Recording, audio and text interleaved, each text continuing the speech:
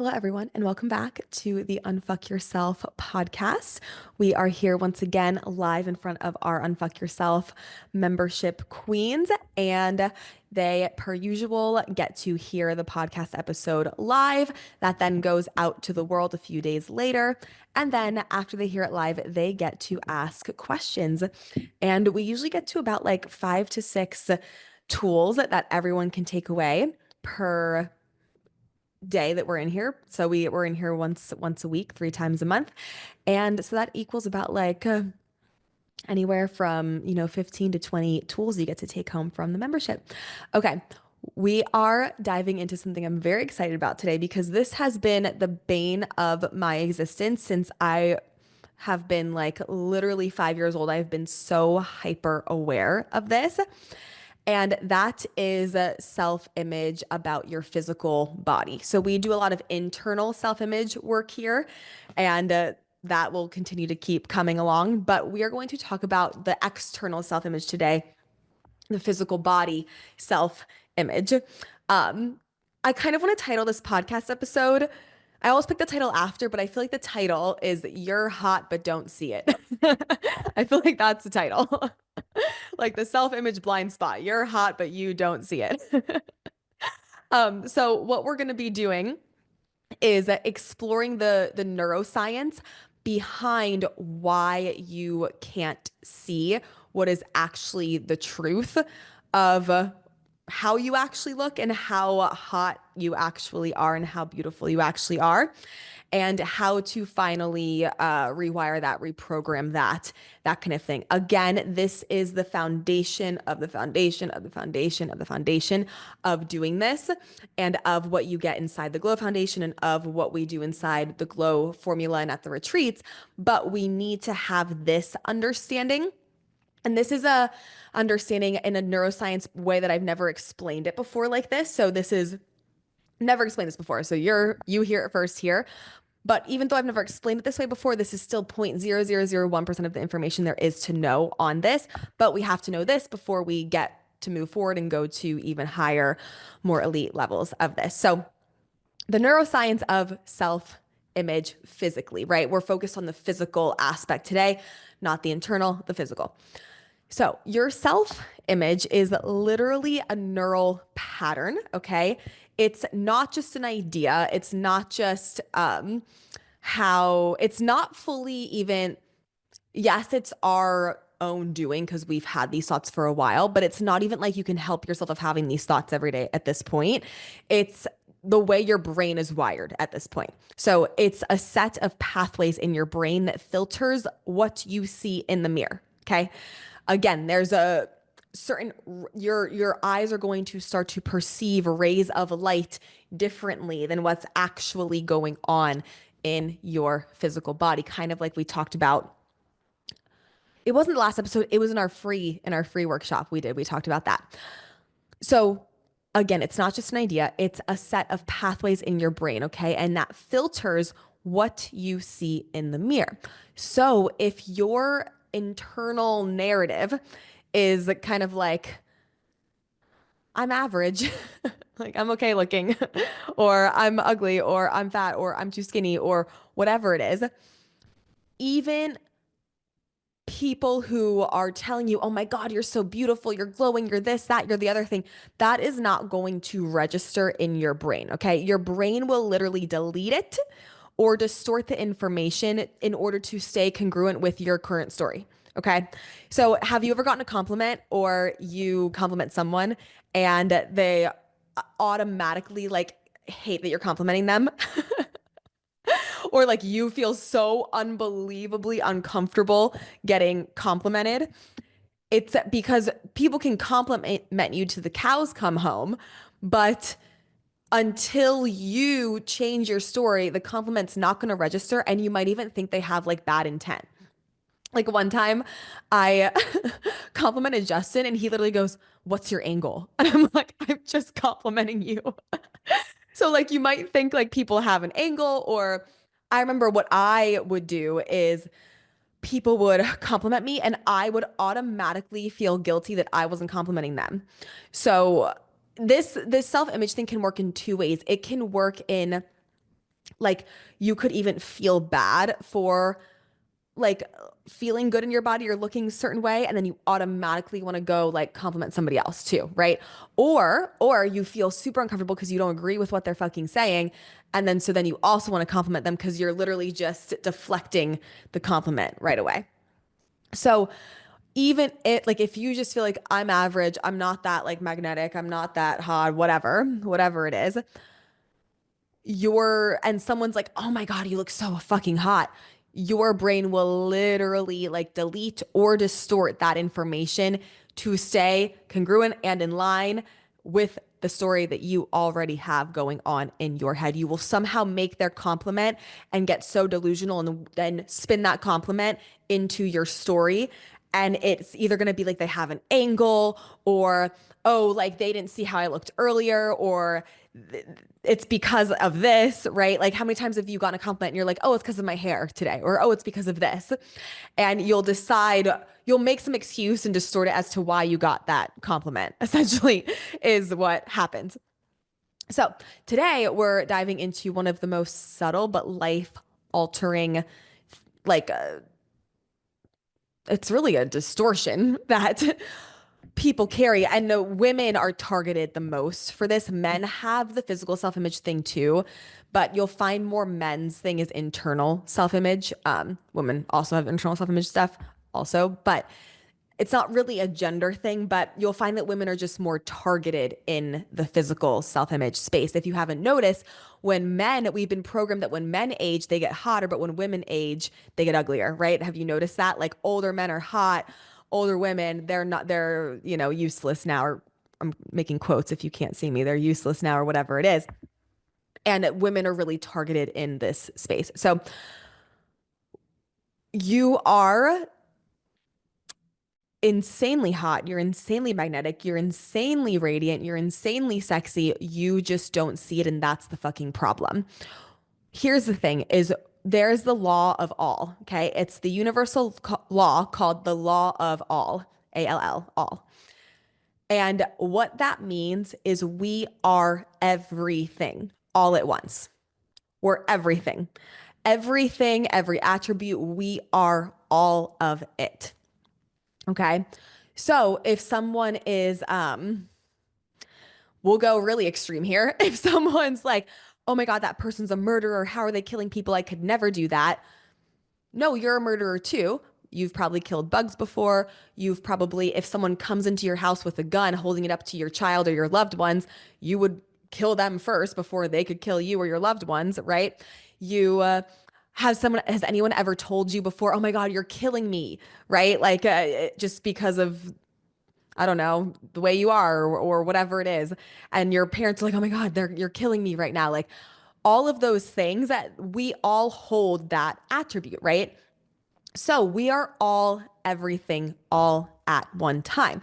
So it's not that you're not hot, that you're not magnetic, that you're not radiant, that you're not sexy, that you're not all of these things. It's that you are so distorted and delusional in your own mind that you are so far, far, far out of being able to even see that. Okay. Now, we have talked about in the most previous free workshop and in a prior podcast episode, and we really dive into this in all the glow foundations and formulas and things. But we have talked about how anytime we're having body dysmorphia isn't the actual problem, right? What body dysmorphia is feeling like our bodies aren't perfect, but that is usually a reflection of another area of life that we feel isn't perfect. So you've heard me talk about this. It's not what this podcast episode's on today. We'll dive into that concept. We already did, and I'll link that podcast episode in the show notes. So we dove into that concept in, because we have a whole episode on that. So go listen to that. And it basically, we dive into how if you're having body dysmorphia, just it like you just facing the body and trying to heal your perception of your body won't work, because it is a reflection of your feeling of lack of perfection in another area of life. If you feel like your career area of life isn't perfect and you're seeing it out of balance, you are going to start to see your body not perfect and out of balance. Okay. And again, we have a whole podcast episode on that. We'll link it in the show notes for you. But that aside, okay, Yes, that happens, but what happens is if we feel so, I would say that's a prereq podcast episode to this. So if you haven't listened to that, like listen to that and then come back for this if you're listening to the recording of this. But even though that is like what's going on with body dysmorphia, what happens is we can feel so out of perfection in our own life for so long that now we just have all these neural pathways. We have all these belief systems that our body isn't hot or that our body isn't attractive or that we're not sexy enough because of whatever fucking reason, X, Y, and Z. So, what we're diving into today in this episode is getting the neuroscience understanding of what's going on in our brains and how it's actually not us at this point. It's just a thing that's running in our brain that is making us feel this way and how to shift it. So, even though the root cause of body dysmorphia and how you're seeing your physical body is probably some other area of life where you fell out of perfection with your life, and now it's kind of like soaked in and absorbed into your physical self image body area of life. If we have been on that train for so long of being out of perfection, well, now our neural pathways are also trained to see how our body is constantly out of perfection. And we're trained to not feel hot, not feel sexy, not feel XYZ unless we look a certain way. So we're going to start to break and understand what's going on in the brain today and learn how to break it. Okay. So again, this is the self-image blind spot. So, I want to talk about what the blind spot is, where it comes from, and how neuroscience explains it, and how to finally see yourself clearly in the way that's actually the truth of like how you are. Because again, remember, we are all everything. So, if we're all everything, if we're all murderers in some type of way, right? Even if we wouldn't go do a mass murdering, someone comes in our house with a gun ready to kill someone else. What are you going to do? Let them do it? No, you're not. You're going to protect yourself, right? You've probably killed a bug at some point in your life, even if you didn't mean to, right?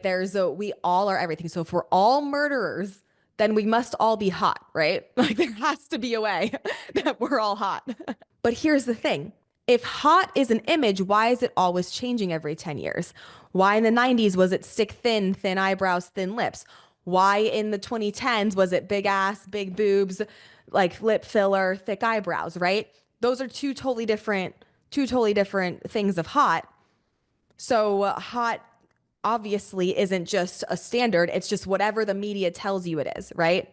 It's whatever the media tells you it is. So if you were birthed on an island, okay, and your parents never saw the media, and you never saw the media, and you never had access to the media, to anything, you would not have an imprint in your brain of what hot is. Do you realize that? You wouldn't have an imprint in your brain of what hot is. Therefore, hot would not be a look, hot would be a feeling, it would be an energy, it would be a frequency, right?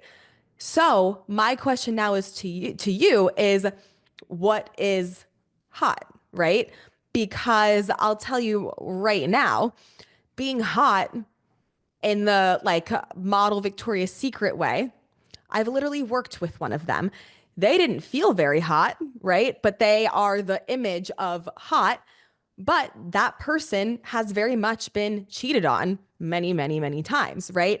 So hot does not define I'm locked in for life and like my man's gonna think I'm so hot, like the best thing ever, and everyone's gonna think I'm the best thing ever. That's not how it works. It is not a look, it is an energy. Okay. So remember through this whole thing, the only reason you have an imprint in your head of what is hot or sexy is because of the media. If you were born on an island, I put you there forever, you would never know. And you would access to no media, you would never have a picture ingrained in your brain of what hot is. And so you would just be trained to see beauty in everyone's features, beauty in everyone. Oh my gosh, she's really tall with long legs. That's beautiful. Oh my gosh, she has a beautiful like gymnast muscular build. Oh my God, that's so cool. And you would just have an appreciation for yourself and for everyone and their different looks and body types and their European looking noses and then their cute little button noses. And you would just have an appreciation for all of it. We're in this age where everyone's starting to look the fucking same. everybody's starting to look the same. Like everyone's getting a nose job and lip filler and Botox, and everyone is literally starting to look the same.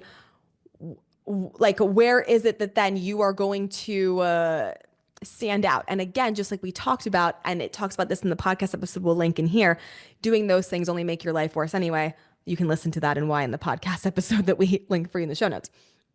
So, the self image blind spot is the subconscious filter that distorts the way you see yourself. Okay. We have a subconscious filter and it distorts the way you see yourself, especially your own beauty, your magnetism, your power that you can create physically that radiates from yourself.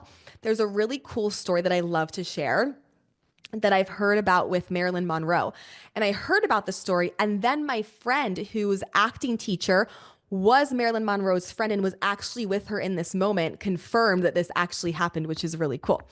So there was a time where Marilyn Monroe was like walking the streets of New York City, and no one recognized her, but she was like at her peak of fame. Nobody recognized her. No one was stopping her. No one even realized she was there. And she looked over and said to her friend, "Do you want me to turn on Marilyn?" And her friend was like, "Yes, do it. I want to see." She doesn't change the way she looks. She doesn't change her outfit. She has a little shift in her energy. And all of a sudden, everybody is now going, "Oh my God, it's Marilyn Monroe. Oh my gosh." And they're coming up to her and they're taking photos and they're like freaking out that it's Marilyn Monroe. And that is an example I love to use with this because she looked the same. She literally didn't change herself, right? And now all of a sudden, she had this magnetic thing that turned on, and then everyone was like, "Oh my God, she's here," and wanted to, to be around her, get her autograph, whatever it was. And I remember reading this story. And then I shared this in a self-image. It was called Hot as Hell. I shared this like 4 years ago, and I had a Hot as Hell course.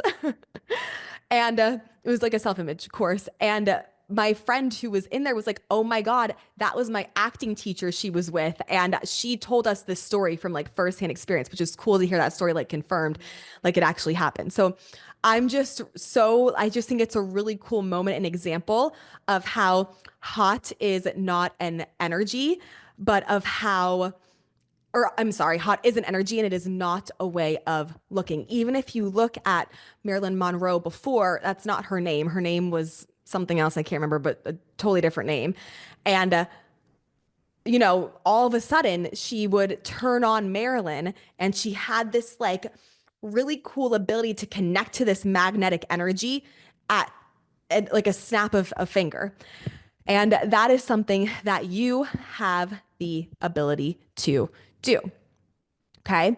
So it's when people tell you that you're gorgeous, you're magnetic, you're hot, you're sexy, you're pretty, you might intellectually believe them, like logically, right? You're like, "Yeah, no, I can like logically. Yeah, I know logically." But it doesn't land, right? You like deflect it, you doubt it, you look in the mirror, you don't see it, you can't feel it, right? Who here has had a hard time feeling their like sexiness, their hotness?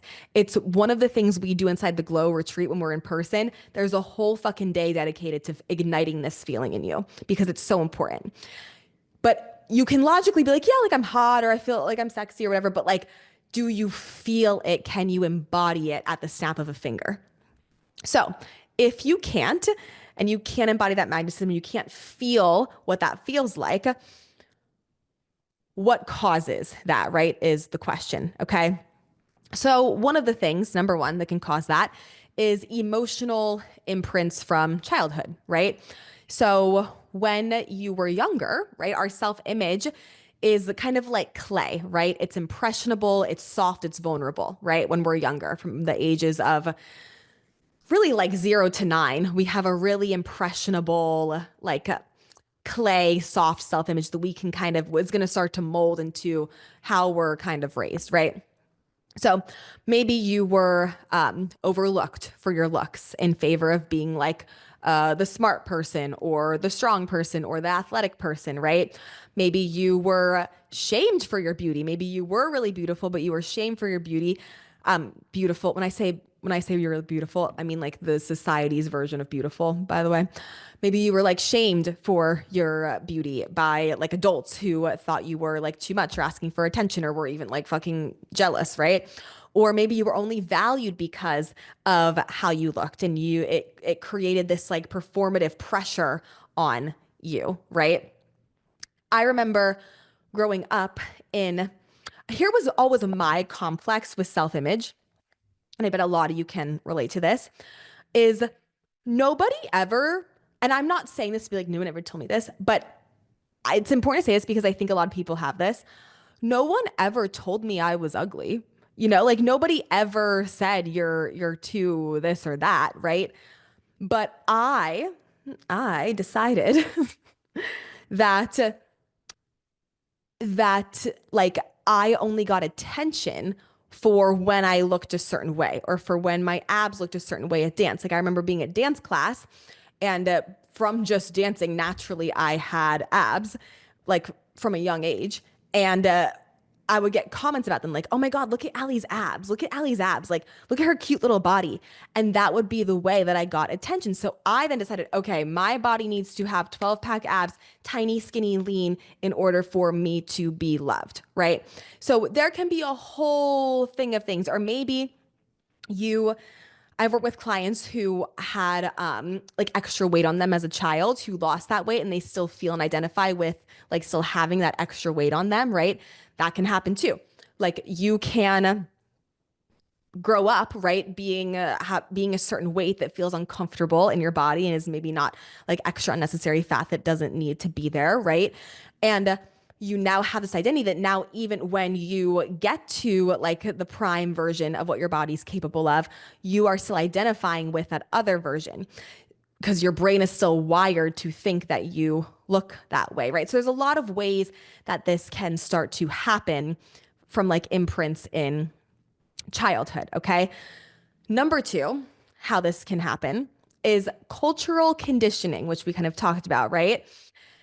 In the media, the hot girl always has a look, right? There's always a look, and that look changes over certain decades, and each decade it changes and it's different, right? Now we're in the age of Ozempic again, so we're kind of going back to the 1990s vibes, right? And they do that on purpose. They do that on purpose because they want you to make your eyebrows really thin, get really skinny, to then be like, oh, wait, I don't like my body now because 10 years later, now the look is thick eyebrows, to have a butt, to have boobs, to have thick thighs. And so now I got to go pay more money to get that done. Right. But now, okay, now that's no longer the trend. So now I got to pay money to not have that. So now I got to pay money for the boob reduction or for a fat transfer or for Ozempic or for all this stuff, right? They do this on purpose where every 10 years there's a different beauty standard. So you keep buying what they're selling. I mean, it's pretty obvious, right? So you keep consuming their TV shows and wanting to be like them. They are playing off your insecurity all fucking day long. It's one thing. I mean, I'm all about buying outfits and I love clothes and I love dressing myself. But why are we doing it, right? Do you need to get that because that girl's ass looks good? So you think, okay, her ass looks good, so I need to buy this swimsuit so my ass looks good. Or are you wearing what you actually want to wear on a soul level? Is your soul pulling you and your intuition pulling you to what to wear that makes you feel the best and that your higher self would actually want to wear? I actually got an insane reflection of this. Um, I was ignoring a bit of a soul pull to dress a certain way. And I was still dressing kind of, I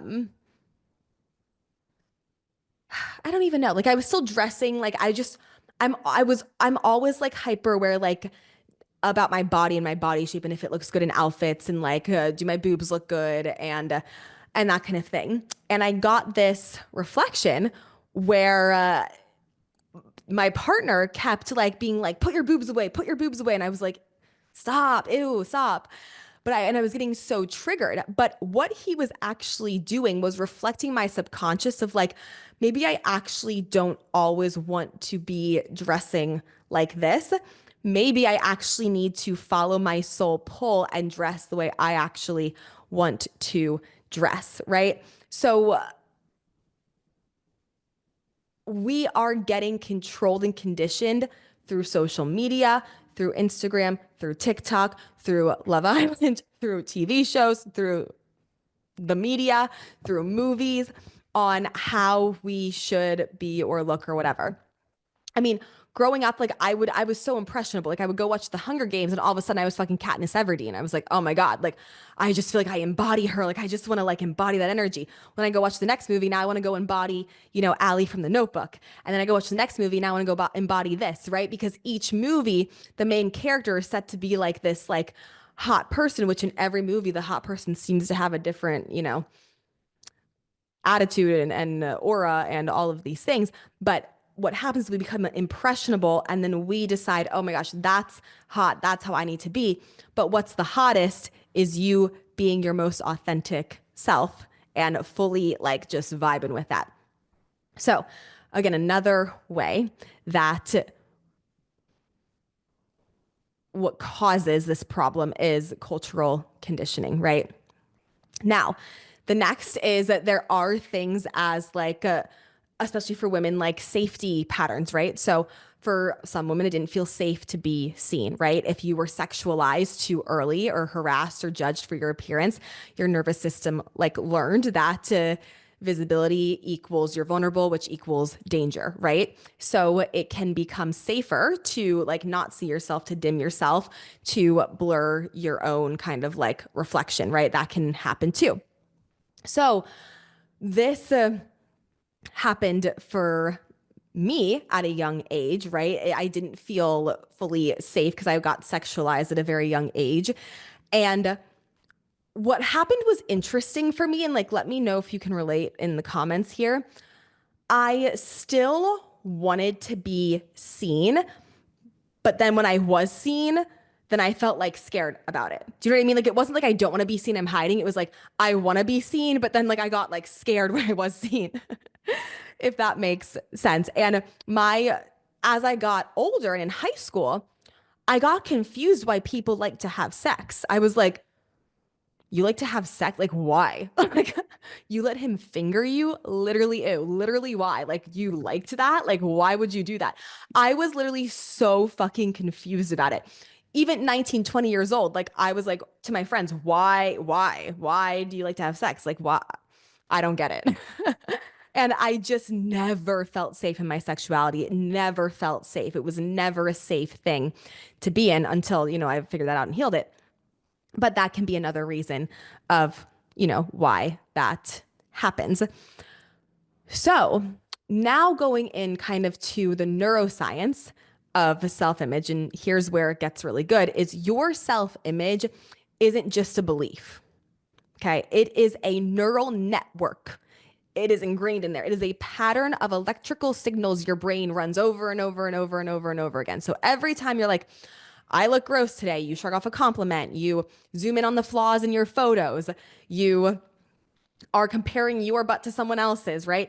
Or you're in a room and you felt really good. Who here has like felt really good before they left to go to a social outing? They get to the social outing and now everyone else looks good and now you're like, fuck, I might as well just go dig a hole and lay in it. There's no point in being here now, right? Who here? I've felt that many times, right? The worst. It's the worst. And then you're all consumed by it. I remember when I was dating somebody in LA and we went to Arizona to like visit his parents and we met up with his friend and his friend's girlfriend. And his friend's girlfriend was like all done up, like super cute. And I wasn't done up. Like I was like, oh, it's nighttime. We're just heading over there to their house to meet them. No, she was ready to fucking go. And I was like out of a workout, messy bun, like not ready. I was feeling good. Like I was like, didn't think anything about my appearance until I walked in and saw her also like, blonde, my body type, all dressed up. Then I decided, oh my God, I look like shit. And then I just internalized it the whole rest of the night. I couldn't enjoy the night. I couldn't even focus. People would talk to me. I'm over here like, oh my God, is my boyfriend going to think she's hotter? Like, is he going to like want to date me anymore? Like, what's she thinking about me? Like, does she think I'm ugly? Like, she's probably wondering like why he's even dating me. His friend's probably like, dude, you can do way better than this. And I'm like fucking spiraling for no reason when I felt fucking fine before. Now I walked in. Now all of a sudden, now I've decided she looks better. Does she actually? No, everyone has their own form of beauty. There's beauty in literally everything. There's beauty in dressing up, there's beauty in sweatpants, whatever it is. But I am going on a spiral. I can't even pay fucking any attention to what anyone's saying to me the whole night. I'm having a miserable time. Other people are probably like, what the fuck? Any hot thing about me, like my personality, is just out the window because I can't even form a sentence because I feel so insecure. And who here has that happened to, right? That was my whole life. Okay. So anytime that stuff happens, you're literally reinforcing that network in your brain, okay? Like you're carving more and more grooves in that path. You're making it more and more solidified. And your brain loves efficiency. Our brains love efficiency. So it will keep showing you that version of you again and again and again and again. Not because it's true, not because it's true, but because it's familiar, okay? So your brain filters your reality. And here's the wild part. Your brain has a mechanism and it's called the reticular activating system. Reticular activating system. It's a filter that only lets in information that aligns with your beliefs. Okay. So if you believe I'm average, I'm not pretty, I'm not hot, then the reticular activating system will delete and distort any feedback that contradicts your belief. So it's not that people aren't telling you you're stunning, it's that your brain isn't letting you feel it. Now, the problem with this is what's our creator field made up of? Our thoughts, our beliefs, right? And how we feel. So if we feel like I'm average, I'm not that magnetic, I'm not that sexy, I'm not that hot, right? Well, now we're going to keep proving to ourselves why that's true. Well, the more we prove to ourselves why that's true, the law of focus happens. What we focus on, we get more of. So the more we're focused on like how we're proving to ourselves how we're not hot, the more we're going to get proof how we're not hot, right? And that can look like you walk into the room, everyone always goes up to your friend. You're the one who's always looked over, right? Or you walk into the room and you just feel like no one gives a fuck that you're there. It can show up in so many different ways. Well, now your creator field says, don't look at me. You basically write a script in your creator field that says, literally, don't look at me, please. Please ignore me. Your creator field's screaming, ignore me. Literally, don't pay any attention to me. Tell everyone else they look good and ignore me. Don't come up to me. Definitely don't come up to me. And that's what your creator field script is, right? You don't want it to be that, but that's now what's going on. Okay. So, and it's so deep in your neural pathways and your subconscious that just a thought of like trying to feel hot's not going to change it. Okay. So that's your blind spot, right? Now there's identity incongruence. Okay. And that's another factor. Your brain hates, it loathes identity incongruence. If someone says you're glowing and your subconscious identity says you're not, it's going to create cognitive dissonance, which is a super uncomfortable feeling. So your brain throws the compliment away to restore your own comfort. It's wild, right? Who here like has had that happen? And this is why affirmations do not work. They clash too hard with your current neural wiring in your brain, with your current neural pathways. So you're over here like feeling so disconnected and just not embodied from your sexiness, from your hotness, from your magnetism. Okay. And then you try and go, I'm so sexy. I'm so sexy. I'm so sexy. I'm so hot. It's not doing anything. You're logically trying to convince your like deep program neural pathways and subconscious about something that you are so disconnected from emotionally, it won't work. So this is why affirmations do not work. It's why all the self-love or what image affirmations you see out in the world, you can write them on your mirror, you can write them on your phone. They're not going to work until you shift your emotions. And again, this is so important and something a lot of people don't teach. And it's why we spend we commit a whole like 7-hour day at the Glow retreats to this very thing of like getting that feeling ignited, right? So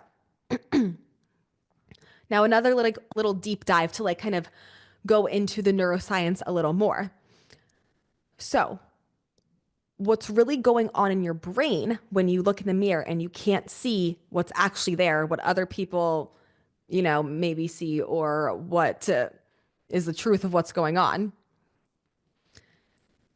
Your self image is not just low confidence. Your self image isn't just a vibe. Your self image isn't just like, oh, I just need to snap out of it. You can't just snap out of it because it is a literal neural pattern. Okay. So it's a literal physical connections in your brain. So when you get up, what happens is like the fucking anger loop spiral that happens, right? You get upset at yourself that you can't connect to your hotness or your magnetism or your sexiness. Then you start to beat yourself up. And then you start to beat yourself up. And now your self image is even worse because now you're beating yourself up. But it's not, it's your brain is so wired one way. So we've got to unrewire the brain. It's not just talking yourself out of something. There's no talking yourself out of this. Your brain is a pattern matching machine. Your brain is always it's always working to protect you and conserve energy. So it runs off of mental shortcuts, which are also called neuropathways. Those tell you what to focus on, they tell you what to expect, and they tell you what's normal for you. All your neuropathways are is a belief, and all your beliefs are is a repetitive thought you've had over and over and over and over again. So what we have to do is we have to start to suffocate the old neural pathways that are limiting, and we've got to start to rebuild new empowering neural pathways. Again, all things we do inside of all glow things, but we've got to understand this first. So your self-image is one of the strongest one of these shortcuts. It's like a mental, like maps, like GPS. Okay. It says, this is who I am.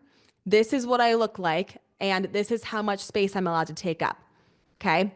And your brain will always choose familiar over what's accurate. There's a quote that I don't remember who said this quote, but if someone does, let me know in the comments. There's a quote by a guy who wrote a book, and now I can't remember the book's name. But he once said, nobody's right and nobody's wrong. Nobody's right and nobody's wrong. Which, how I take it is that's very true, because whatever we believe to be true is what's going to be true for us, right? You believe that you walk into a room and you don't get attention, that's what's going to happen. You believe you walk into a room and you're magnetic, that's what's going to happen, right? Your brain will always choose familiar over like higher self source truth accurate. And here's where it gets even more wild. If your familiar belief is, I'm not that attractive, or I'm only hot if I have makeup on, or weigh less, or get attention, or I'm next to a certain person. I used to have this complex, I'm really outing myself. I used to have this complex where if I was next to certain friends who I wouldn't compare myself to, like my friend, I had a friend who like was like 5'9", brown hair, totally just different looks, right? Wouldn't compare myself to her because we have totally different looks. So I would always feel hot. She was hot, but I was hot. It was totally different looks. But if I had a friend who was my height, maybe blonde hair, maybe not blonde hair, but just like my height, my kind of body type, and I decided that she was skinnier than me, so she was hotter than me or whatever it was I decided, then I would have a meltdown, right? So there can be this complex of I'm attractive only with makeup, or if I weigh less, or if I get attention from this person, then I feel attractive, or if my boyfriend makes me feel hot today, then I'll feel hot, right? How many of you have like not felt hot because your partner, quote, made you not feel hot? No one can make you feel anything that you don't already feel. Nobody can make you feel anything that you don't already feel. So they're not making you feel that way. You feel that way, and they're a lovely mirror and reflector and right in front of your face, amplifying and showing you how you already feel. I mean, this is coming from the person. I could not leave the house from like 7th grade up until I was 24 years old without makeup on. Like, could not leave the fucking house. I couldn't go into public from like 16 years old until like 22, 23 years old without a fucking spray tan on. I mean, I was deep, thick in it. Like I could feel hot if I had the right things going on. And then even then it was like a surface level hot because the second any partner got close to me in romantic relationship, it was over. I automatically just felt so disconnected from my sexuality or feeling attractive or magnetic in that kind of dynamic. It was a very surface level kind of like hot thing.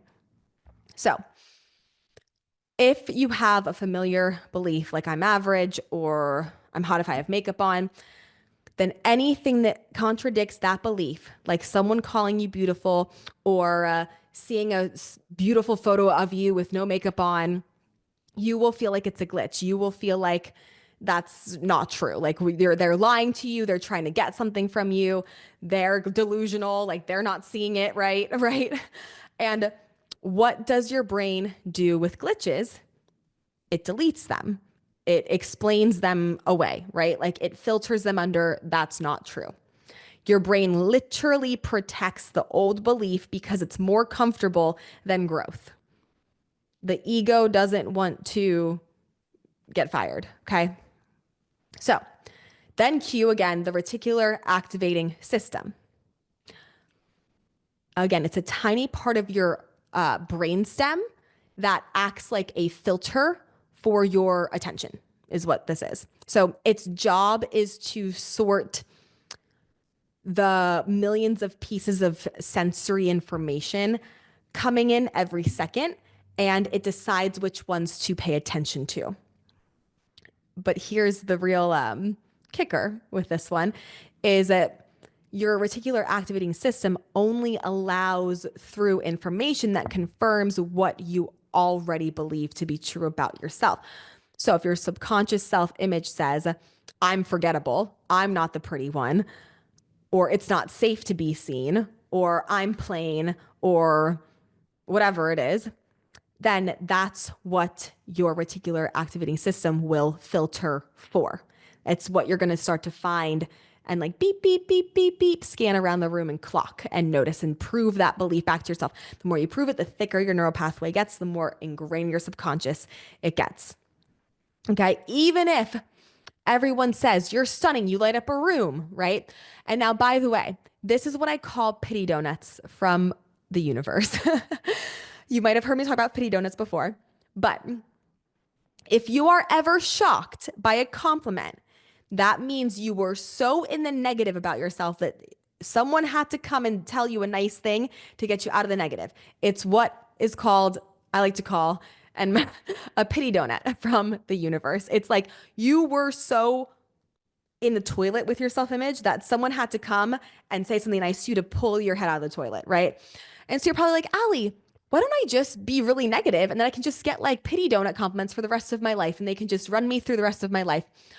Well, the problem with that is then you have no control over that, right? You have no control of creation. You have no control of your creator field if you're just going to go negative and just wait and hope for pity donuts to come along. And in the meantime, you're going to have a lot of other shit that you're creating that you don't want either. So I wouldn't recommend going that route. When you go the source aligned, creating a high self image route, you have full control over your creator field and what you create and how people treat you.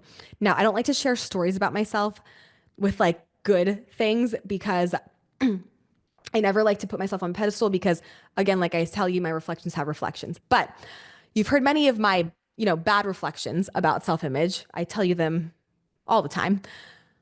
Well, working through those, anytime I literally go into a store, a coffee shop, it is like everyone is talking to me to the point where I'm like, kind of just want to like shop and be to myself. But I walk in and it's like I walked into Aloe yesterday. And again, I'm not saying this because I did this. I'm saying this because I'm not special. You can do this too. And it's just rewiring your brain. I walked into Aloe yesterday and everyone fucking came up to me. People I knew who worked there, people I didn't know. Everyone's coming up to me, talking about something here, saying they like this about me here, complimenting me here. It's over here. A girl shopping late to my sweatpants. I mean, everyone in that store came up to me. And again, I'm not saying I hate saying this stuff about myself because I'm not trying to be like, they did this to me. I'm cool. No. I used to have the opposite reaction where I would go to parties in high school and you would think I wasn't fucking there, right? Like all the guys, all the cool guys in high school who at the time it was cool if they liked you, no one gave a fuck about me, right? Because it wasn't that I, you know, like didn't think that I wasn't pretty, but I didn't feel like hot enough, right? Like I felt like pretty, but I didn't feel like hot and cool. And I wasn't like embodying that. And so people who embodied that more than me, they got that attention, right? Same thing you heard me talk about in the last podcast episode with dance. I was not noticed in dance until I decided I'm going to get really, really fucking good and get this outside thing going. And I let this outside thing of being good at dance then make me feel like it was okay to be magnetic and to feel good about myself, right? So we we can I'm sharing this story because it's there is a way, and we're going to talk about it, to shrink those old neural pathways, rewire your brain, get new neural pathways, rewire your subconscious, rewire your creator field, and then you have a whole different reality going on, which is why I shared the Atlas story. I'm not special. I just got ingredients and I decided to connect to them. That's it, right? Which you guys can do way fucking faster than I ever did. So even if people are saying, you're stunning, you lit up a room, all of these things, one, if you're shocked or like, don't believe this comment, they're pity donuts, which means you're so far in the negative of your self-image that someone has to, your creative field has to create someone coming in to balance you back out because of the law of balance, right? We can't be fully negative or else we have to something good to happen to come in to balance us out. If we're too high, we have to have something negative to come in to balance us out, right? We've got to always be in balance. So when you're getting pity donuts and it's like you're stunning, you light up a room, whatever it is, your reticular activating system is going, no, that doesn't compute.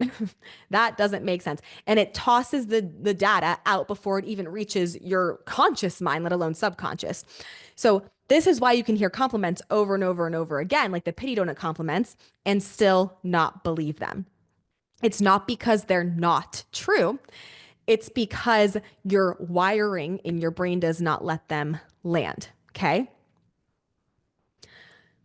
So here's something. Then there's kind of like this kind of belief versus like biology thing. So this blew my mind when I like learned this.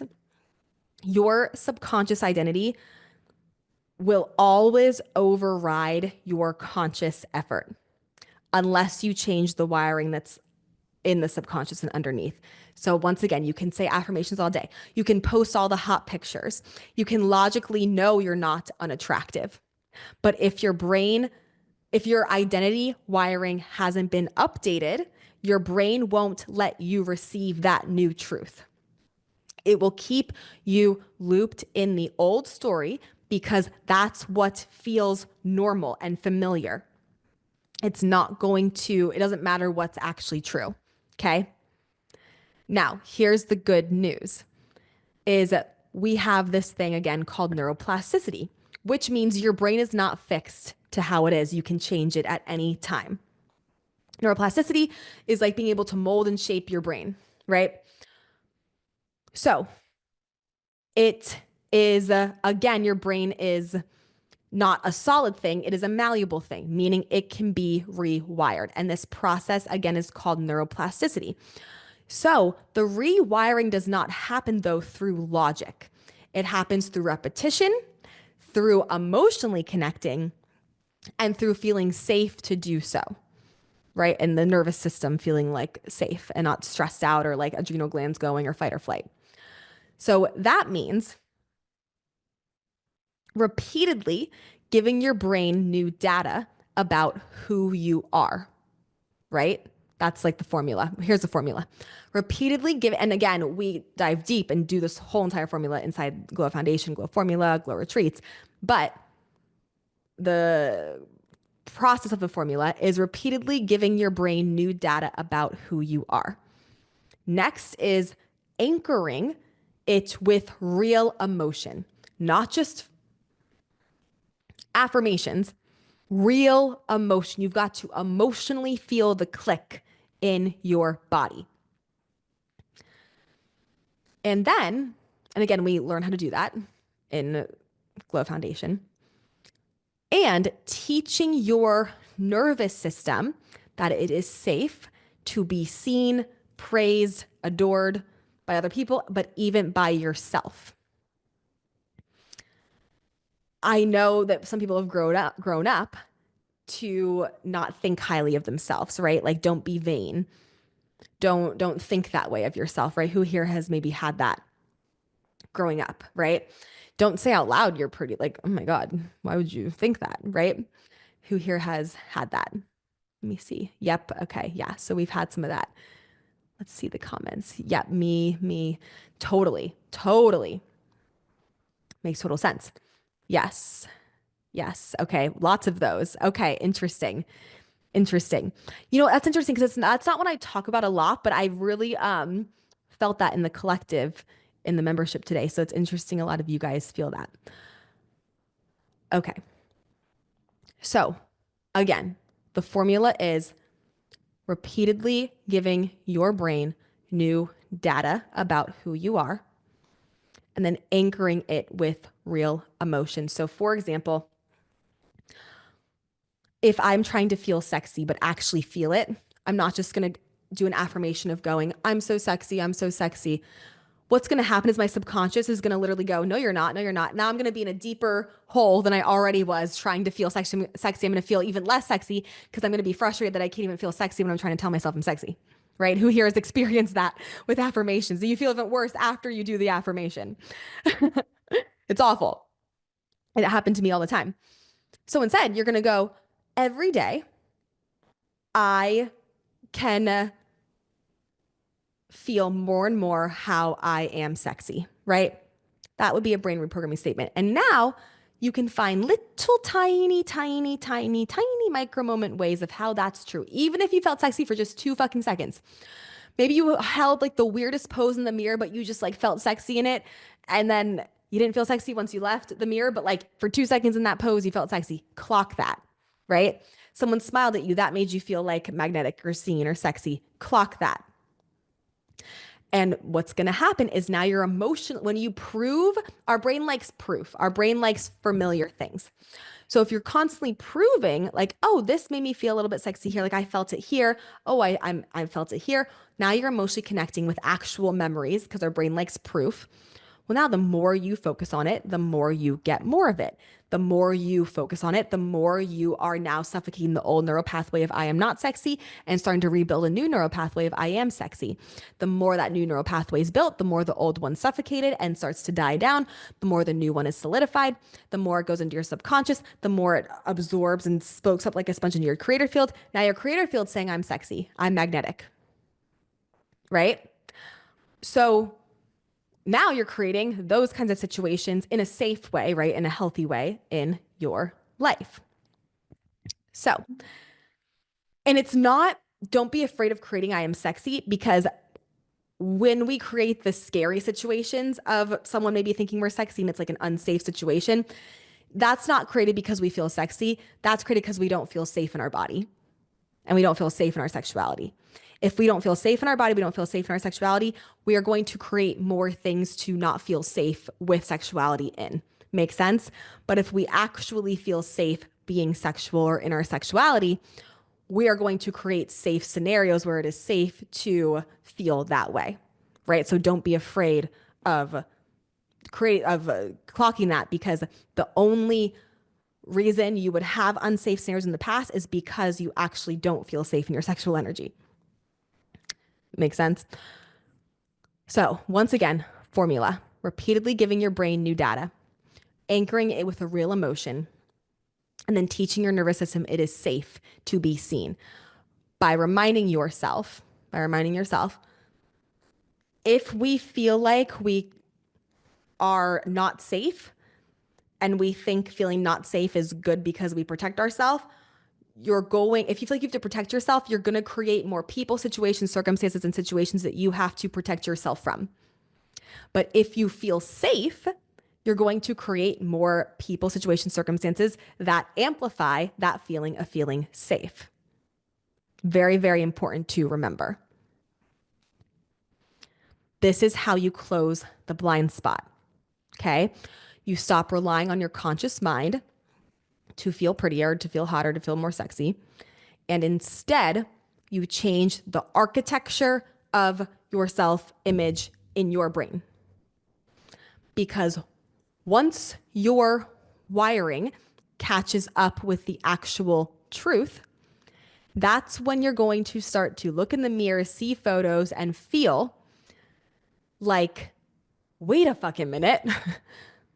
I've always been this beautiful. I've always been this hot. And everyone's like, yeah, you know, you just weren't able to see it before with your eyes because of how far programmed in the wrong direction your brain was. Okay. So this blind spot holds you back so much. And I want to talk about what this blind spot of your self image actually costs you to give you some motivation. I know for me, I need like motivation of like, yeah, it's great to feel sexy, but like I have bigger fish to fry kind of thing, or it's great to feel hot. But let me just go into like some other things that might motivate you. What this blind spot of your self image can actually cost you. It's not just a confidence issue, it becomes a literal life issue. Because when you can't see yourself, you won't let others fully see you either. Meaning in relationships, you won't have as fulfilling partnership as you possibly could. You're going to feel a little bit like uncomfy, like I need the lights off kind of vibes, right? You're going to just feel like you can't look me in the eye. Don't look me in the eye. You can't be fully seen, right? Also in career, if you don't feel comfortable in being fully seen, you're not going to put yourself out there in your career. I have a friend who's like so stunning, beautiful. Like I can't even believe it. And she thinks she's the ugliest thing that ever walked this earth, which is wild to me. But I get it because her brain is just wired in a certain way. And it literally stops her from posting.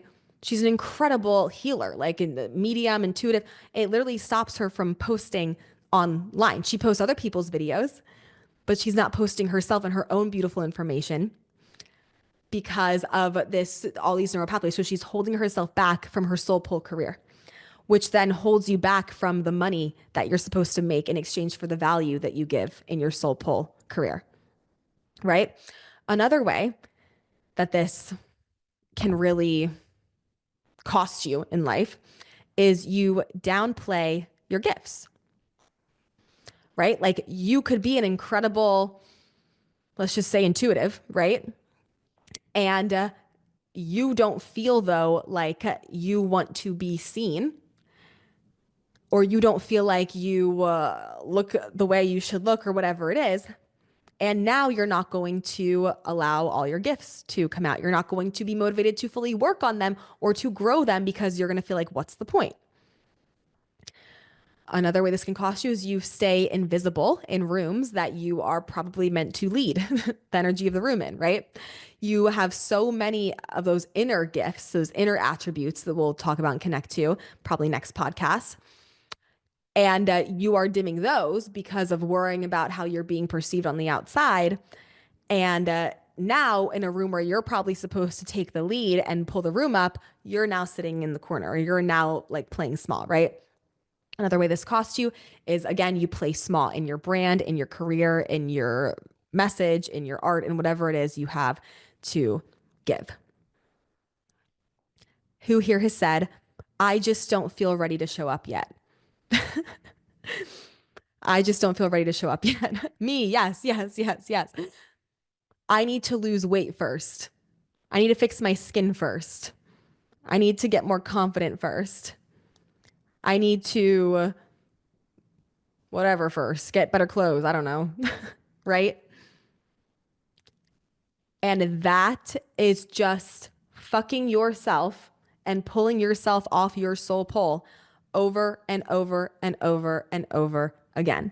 There's not a day that's going to just magically happen that you're going to wake up and that you're going to say, I'm ready. It won't work. Confidence builds also by doing the thing, and just like you've got to mold yourself to the situation, right? Confidence just builds by doing the thing. I had a friend call me the other day, and again, I hate sharing these stories about myself because I never, I'd like to share like the limiting belief ones, but I had limiting belief ones and then I rewired my brain to get to this. Okay.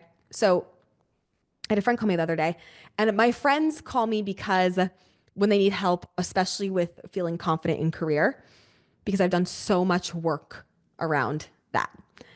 And like I had to make being a medium being cool. Like when I was like 24, I was like, okay, mediums are known to be weird. How can I make this cool?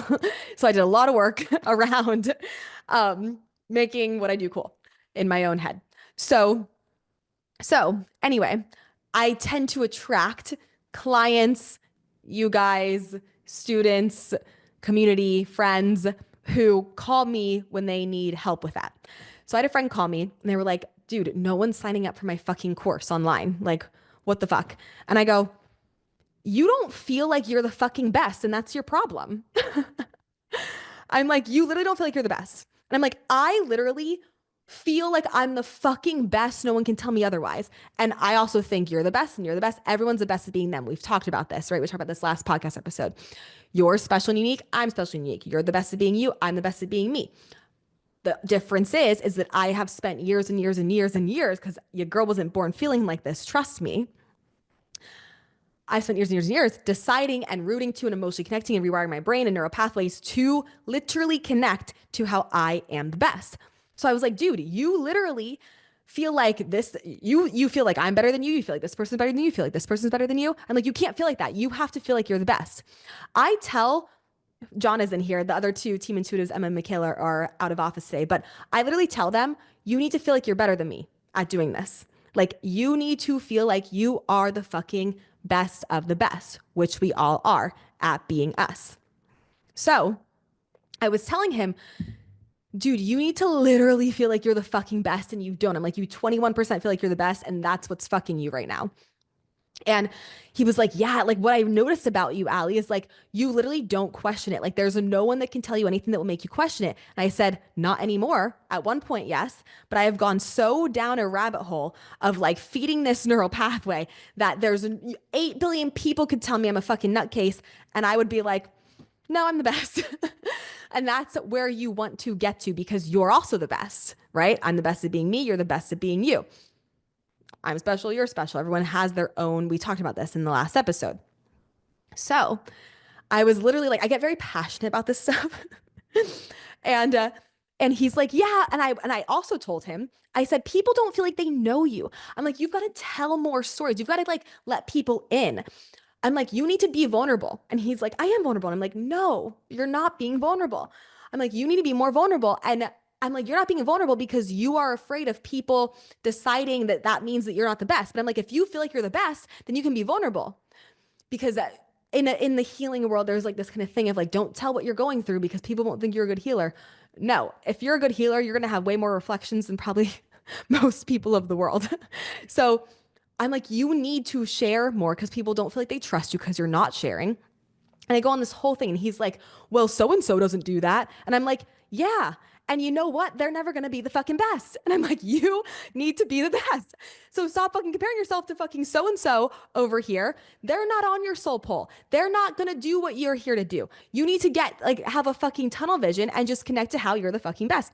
And this is why my friends come to me for this, because I have no chill and I will literally yell at them over the phone out of love. Anyway. Anyway. So I have radically, and again, this took my whole lifetime up until 2 years ago is when this really like fully connected. But my whole lifetime of shit and shit and shit and eating shit and feeling like shit and feeling like everyone else was better than me and feeling like I'm not enough, my whole lifetime of this, right? That I finally was like, fuck that. I'm going to rewire this. I'm going to literally radically choose to create and feel like I'm the best at what I do and being me. And I do it over and over and over and over again. And I still do it over and over and over again to the point where now it is a non-declarative memory in my brain, which a non-declarative memory means it is just how you are. It is just how you be. It is just how you feel. So this all comes with a radical responsibility of rewiring your brain. You've got to think of taking your brain to brain gym. You can't go to the gym for a week and get 12-pack abs. You can't do this for a week and just have a whole new brain and never go back to your old brain, right? If you're building a new neural pathway, you're still suffocating the old one. If you stop building the new one, you're going to go back to the old one. You've got to think these neural pathways have been in your brain for decades. You can't just heal them in a week. And that's what people like to do. They like to heal things in a week. We talked about this like 2 episodes ago, remember? But self-love is not just expecting fast results. It's committing to yourself over and over and over and over again. So this is going to take radical responsibility on your end, and only elite people do this. And you guys in here are so fucking elite, so I have no doubt that you're going to do this. But this is not for the weak, because it's very quite easy to let the old neural pathways take over, right? Recovering perfectionist learning this is crazy. Good. But even a perfectionist, and we're going to get to this little segue to next episode. Next episode, we're going to see how every quality we have is actually insanely beneficial. So perfectionism is also beneficial, right? Everything's everything. So it's annoying and beneficial at the same time. We'll get to that, a little segue to next week of inner self-image healing that we're going to do there. But this is going to take time and consistency and knowing like what to do. And if you're ready for that, then, you can find the Glow Foundation and the Glow Formula, and those things are probably going to be happening soon, and you can get in there and we really like nail it in your brain in there. But know that you are the one responsible for doing the work. You're the only one who has control of your brain all day long. No one's coming to hold your hand. No course, class, workshop, podcast is going to save you. It can help you get the information and know what to do, and then it's in your hands. The right information's really good. Knowing what's going on is great. Knowing what to do is great. But then from there, it is in your hands. And again, even when you do reach to the point where you get the 6-pack abs, what do you have to do? You have to maintain them. If you go back to how you used to live, they're going to go away. Same thing with the neural pathway. Once it's solidified in there, you still got to maintain it. If you stop maintaining it, it goes away. This is like the church I always needed. That was funny. Yes, love that. Come to church. So, really important things to remember. Okay? Rewire with repetition and emotion. The emotions are very important. Now, once again, this is one of those topics I can go on a deep dive on for 27,000 years. And we do that inside of Glow, All Things Glow. We'll stop here. We talked about a lot. Go re-listen to this over and over and over again. Remember, our brain only absorbs 20 minutes of information that's talked about over an hour. Okay. So listen to this, let it soak in. Listen to this, let it soak in. Homework is pick one thing, whether it's magnetic, sexy, hot, whatever that you want to feel, and start to micro moment all little ways throughout the day how you can feel that, because energy is never created or destroyed. It just changes form. So it's not that you're not hot or you're not feeling hot or that there's no way you can feel hot. It's just that you're not paying attention to it. You've got to train your brain to pay attention and focus on it. Okay. Great work today, everyone. We are now going to head into the membership, Unfuck Yourself membership. Oh my gosh. Unfuck Yourself membership Q&A, English. And we are going to get these queens some questions answered and some tools. And then I will see you in next week's episode. We're going to be diving into basically the same thing, except self-image internally next week, and how that works with your brain, and how every quality that you have was actually chosen on purpose for a purpose, and you're trying to change them, but you're spending so much energy trying to change them versus energy seeing how it's perfect and how it's here to help you. So we're going to get into that in the next episode. Okay, I will see everybody then. Bye.